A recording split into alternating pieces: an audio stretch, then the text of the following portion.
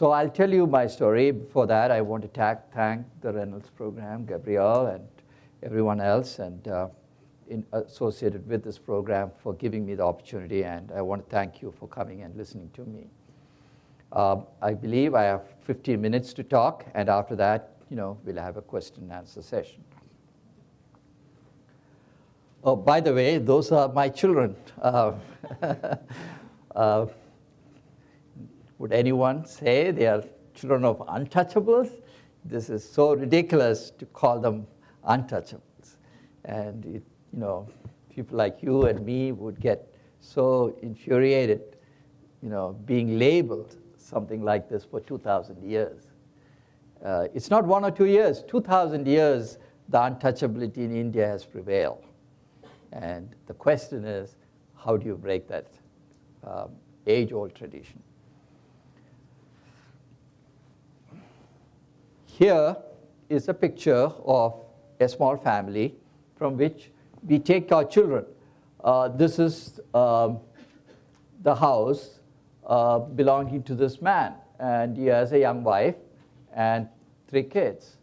And this would be the kid that we would probably be looking for. The child that we want to make an impact is someone who is in the age of 3.5 to 4 years of age. And we'll talk about that in a minute. 1 in 9 people in the world live in an Indian village. Almost 2/3 of the world is in villages. And in India alone, there are 750 million people. 750 million people living in the villages. So you can imagine the magnitude of the problem that we are facing. Well, here's a beautiful young woman who is an untouchable, by the way. Her entire possession is in her 2 arms. A child, and probably her husband has left her by now. Because most of these women, they get married by the age of 14 or 15. They probably would have 2 or 3 kids by the time they're 17 or 18.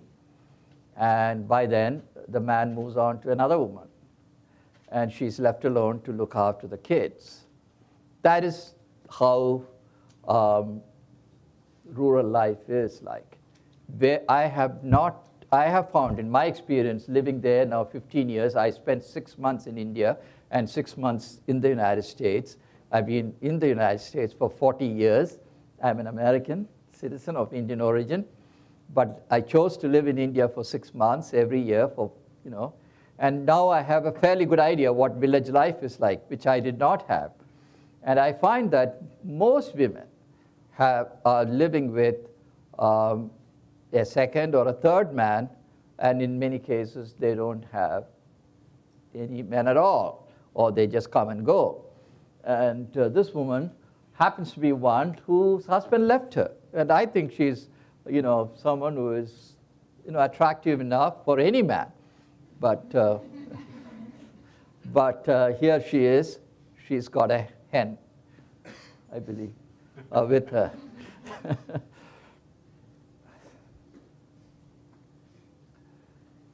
Now, these people whom we are talking about are very poor. When we think about poverty, we often think about, do they have enough food to eat? Do they have a place to stay? Do they have health care?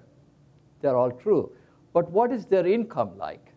Well, we know from World Bank statistics that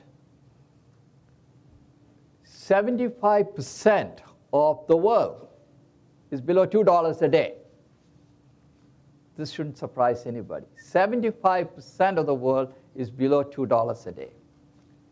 In India, no, 50% of the world is below $2 a day. 75% of India is below $2 a day. And you are talking about villages in India where almost 750 million people live And I would think more than 80% of the people live below $2 a day. And yet you hear the stories of how India is wonderful, growing so rapidly, the technological boom that is taking place in India, the outsourcing and the billionaires in India, all the wonderful things about India, which is true. There's a lot of wealth being created.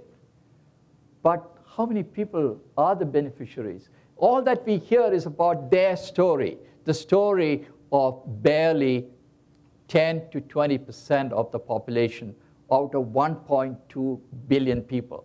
So 20% is still 250 million people, almost the population of the United States. Sure, they are doing well. But what happened to all the others? They are people like the woman you saw, and they don't have any money to spend other than just to survive. And they live in a place like this. This is not an unusual house. This is the entrance to the house. That's all she has, this family has. And so we are talking about those lives.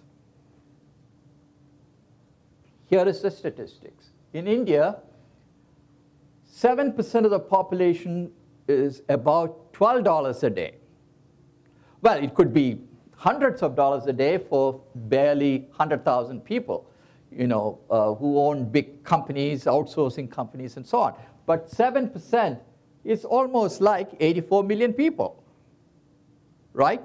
1.2 billion people, 84 million people are about $12 a day. So it's a large enough number. And if you open up in Bangalore or Mumbai, one of those fancy stores, you will have a lot of people coming in. A lot of people coming in constantly. The shop is going to be filled. Bombay store in Bangalore, you can be absolutely sure it's always packed. You go to Toyota car dealer or a Honda car dealer, somebody is always there to buy the car.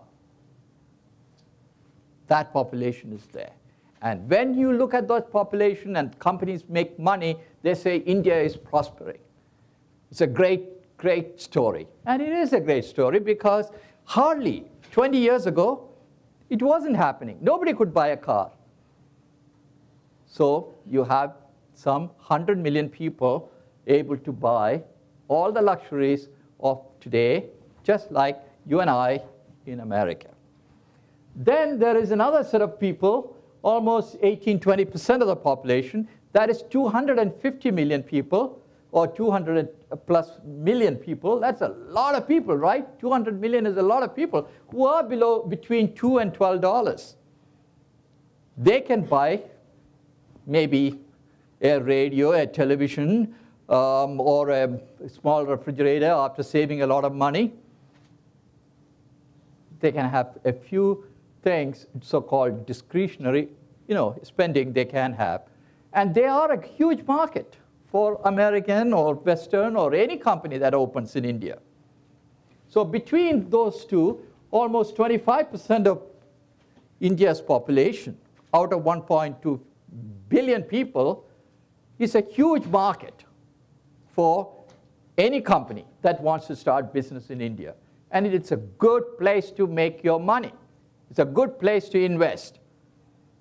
And that is increasing. Every year, India's population is increasing by 18 million people. 18 million people. So most of the people will fall here, in this gap. But some of them might move up to that top of the pyramid. So that portion of the pyramid which is available to you to market to, it's a very, very profitable part of the business community.